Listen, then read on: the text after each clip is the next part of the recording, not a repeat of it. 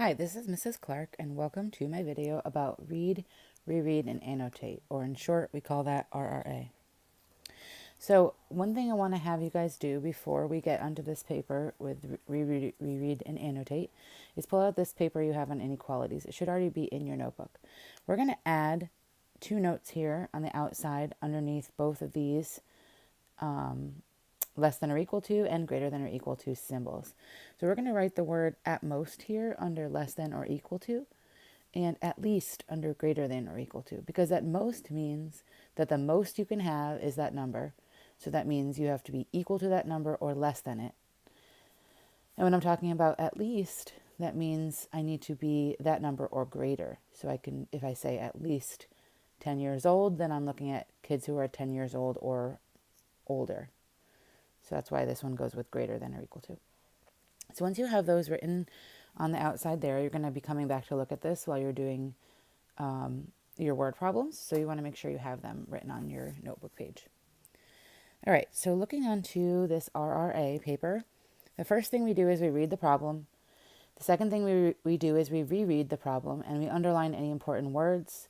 And then as we're underlining those words, above the words, we're going to underline above the words that we underlined, we're going to write a definition, a formula, or a picture, some little note that's going to show that we have an understanding of that word, and it's also going to help remind us of some important information so that we can go ahead and try to do this problem with success. So we have 2 examples here. I'm just going to show you how to annotate them. We're going to actually solve them in my next video, but for now we're just going to practice the annotations. So let's read this first problem. Allie has at most $45 to spend on her friend's birthday gifts. She already bought her a $15 yoga ball. Write an inequality to show how much she can still spend on her friend's gift. Then solve the inequality and graph the solution. So there are quite a few math terms that we heard throughout this word problem. And one tough part about word problems is we don't know where to start. So underlining important words and making little notes is really going to help us to do that. So we always reread it a second time because that first time I'm just kind of getting an idea about what the story is about. So I know it's about birthday gifts and it's giving me some information about how much she spent already and what she's looking to buy.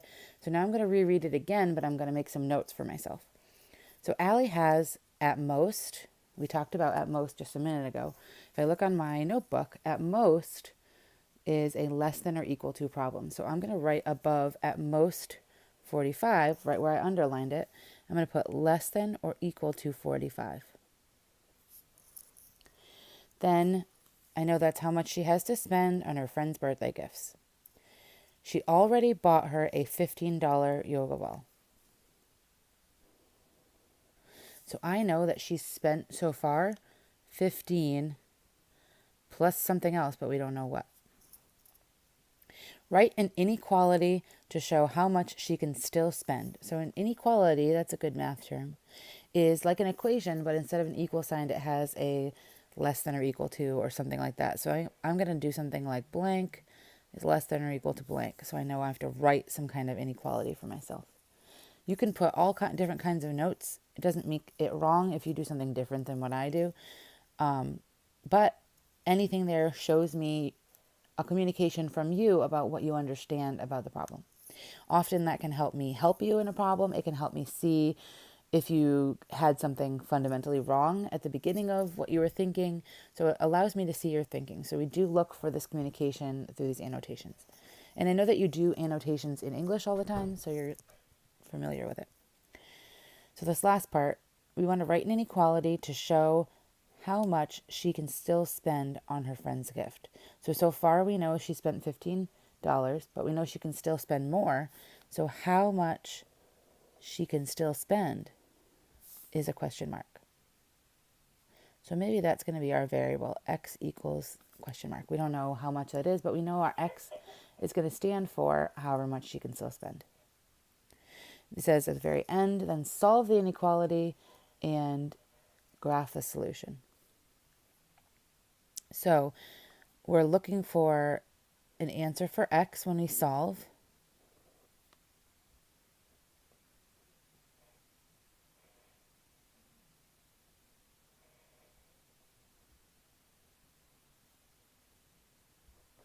And if we're graphing That's the number line.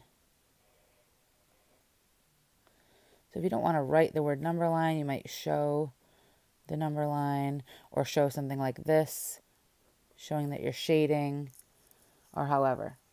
So you can make notes in different ways to show your understanding. So these are just some of the ways that I can show it, and you might have different ideas as well, and that's totally okay. So let's read the second problem. Now Allie has at most $45 to spend on her friend's birthday gifts. She already bought her a $15 yoga ball, but her grandma says that she can only spend half of the remaining money. Write an inequality to show how much she can still spend on her friend's gift, then solve the inequality and graph the solution. So this sounds very familiar to the last problem, but there's a few things in here that are different. So let's go through and underline some of these important words and make some notes for ourselves. And we're going to make maybe some of the same similar ones we made last time. So now Allie has at most $45, so I know that's a less than or equal to 45, to spend on her friend's birthday gifts. She already bought her a $15 yoga ball, so we know she spent 15 plus something else. But her grandma says that she can only spend half of the remaining money. Oops. So half of the remaining money. So if we're going to continue to use the same variable we did last time, write an inequality to show how much she can still spend. So if that's going to be my x. Since half of our remaining money is what we're looking for, because that's the amount that we're going to spend, that's also going to be considered x. So how much she can still spend and half of the remaining money are both going to be considered x. You could follow along the end of this problem and annotate inequality the same way we did above, or maybe use the greater than or less than signs, as well as annotating graphing the solution with shading and a number line. So however you find that to work for you, feel free to go ahead and do it. This annotating read, reread, and annotate is going to be how we express our understanding and show our communication of that understanding through criterion C in mathematics, which is communication. So it's going to affect your criterion C grade, so you want to make sure that you're using the annotations and you're showing that you really understand what these words are saying. You're also showing some clear understanding for how you're setting up your work. So that will really help your grade, as well as help me to see what you really are understanding, and maybe if you're having a misunderstanding, where that might be. So you can go ahead and put this into your notebook on the page that I assigned you, and you can go on to the next video where we go through some word problems together and actually solve them. Thanks for watching.